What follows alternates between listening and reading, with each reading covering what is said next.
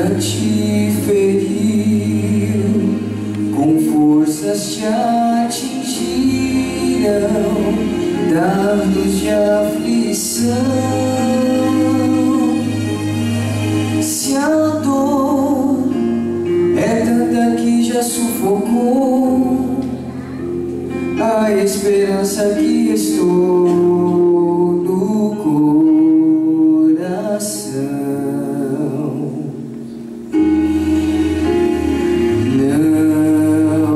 não pense em desistir, porque se alguém cair, precisa levantar.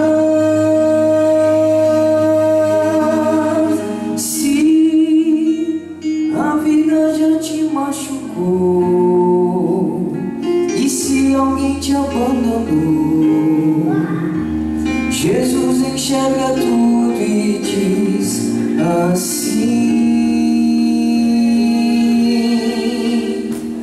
minha graça te basta, meu filho, tem coragem, não deves temer. Eu serei teu abrigo no frio, os meus braços irão te envolver. Se difícil se torna o caminho, se não dá pra saber o porquê, meus cuidados, amor e carinho, os meus olhos de fé podem ver.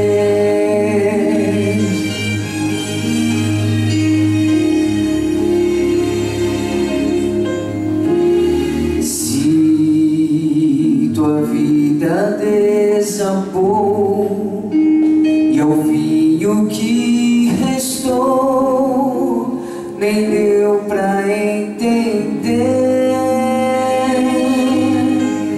se a dor chegou sem nem mesmo avisar e foi difícil suportar a solidão,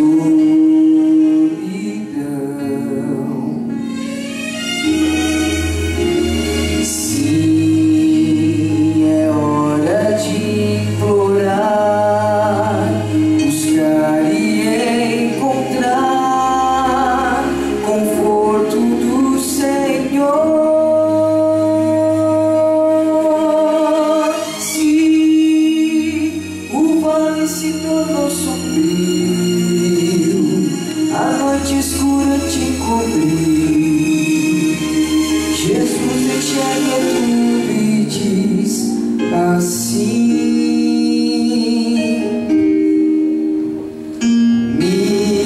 minha graça te basta, meu filho, tem coragem, não deves temer. Eu serei teu abrigo no frio, os meus braços irão te envolver.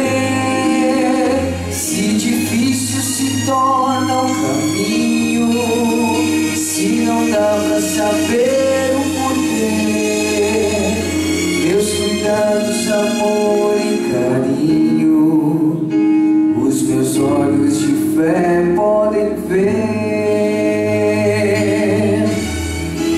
Minha graça te basta, meu filho, tem coragem, não deves temer.